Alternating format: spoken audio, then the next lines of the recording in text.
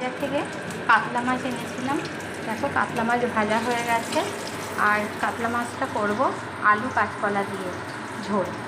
আর করব হচ্ছে চিংড়ি মাছ এনেছিলাম অনেকটাই, চিংড়ি রেখে দিয়েছি কিছুটা, এঁচোড় দিয়ে করব। আর হচ্ছে শাক এনেছি, শাক দিয়ে করব।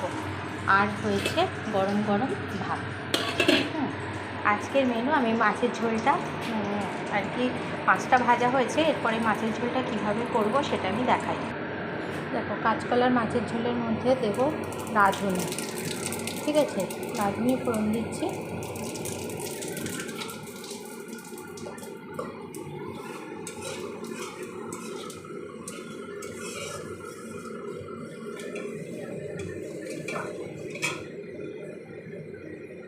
তারপরে দিয়ে দেবো আলু কাঁচকলা, কারণ কাঁচকলাতে আদা চলে না, অর্থাৎ আদা দেবো না।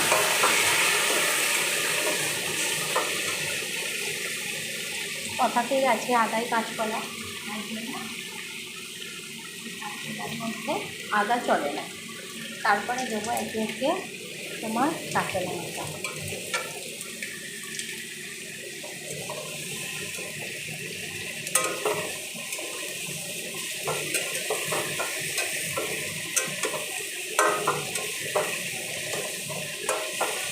একটু ভাজা হোক।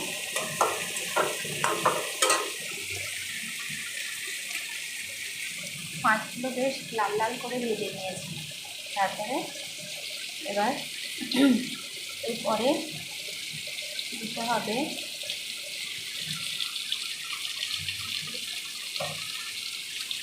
একটু লবণ,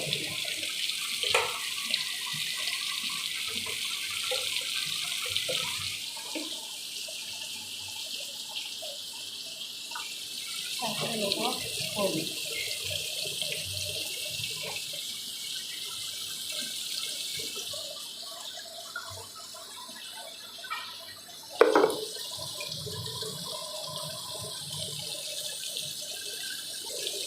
তারপরে দেবো একটু ধনে গুঁড়ো পাতা,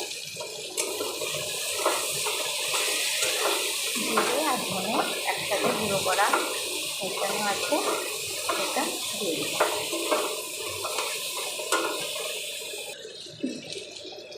এরপরে মশলাটা কষানো হয়ে গেছে, এরপরে দেবো একটু গরম জল।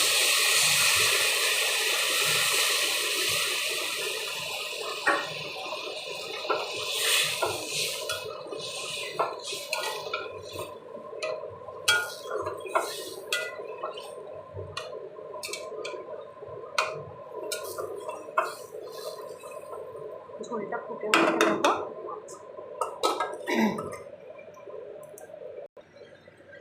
দেখো ঝোলটা ফুটে উঠেছে, সেটার ভিতরে মাছগুলো দিয়ে দেবো।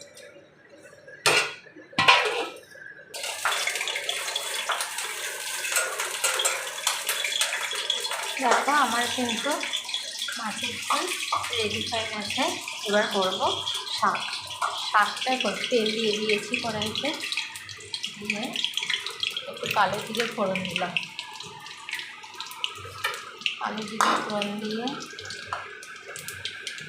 একটু চিংড়ি মাছগুলো দিয়ে দিলাম।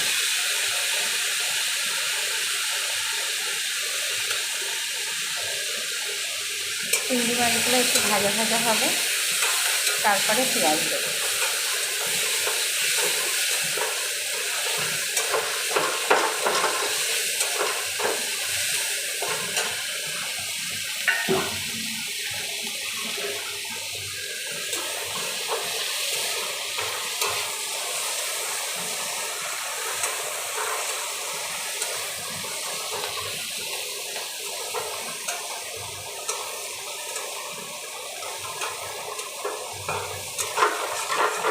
চিংড়ি মাছগুলো কিন্তু লাল লাল করে ভাজা ভাজা হয়ে গেছে।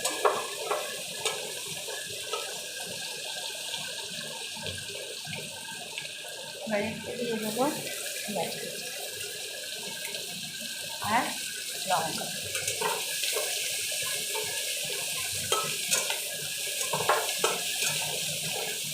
পেঁয়াজটা অল্প করেই করি, কিন্তু আসলে যেহেতু চিংড়ি মাছ দিচ্ছে তার জন্য একটু পেঁয়াজ কুচিও দিয়ে দিলাম।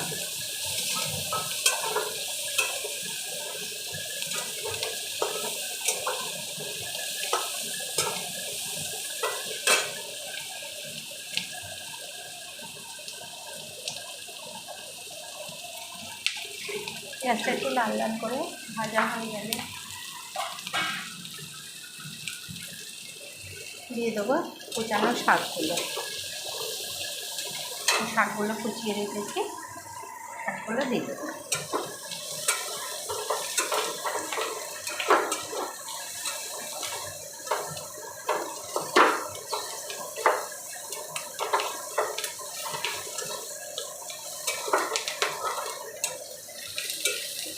দেখো পেঁয়াজও ভাজা হয়ে গেল, চিংড়ি মাছও ভাজা হয়ে গেল। এবার দেবো শাক। এগুলো কিন্তু লাল শাকের মতনই আর কি, সাদা নটে এগুলো বলে।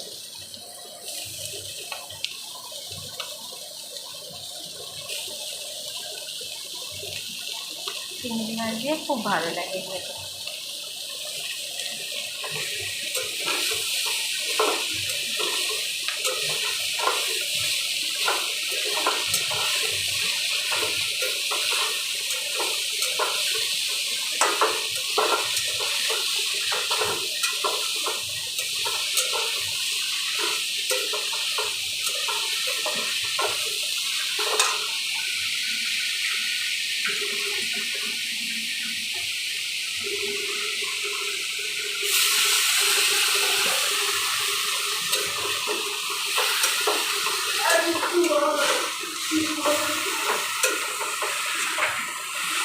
তাড়াতাড়ি স্নান কর যা।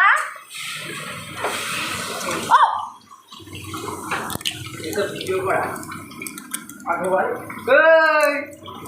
ও একদম ঝাপটা মেরে দেবো।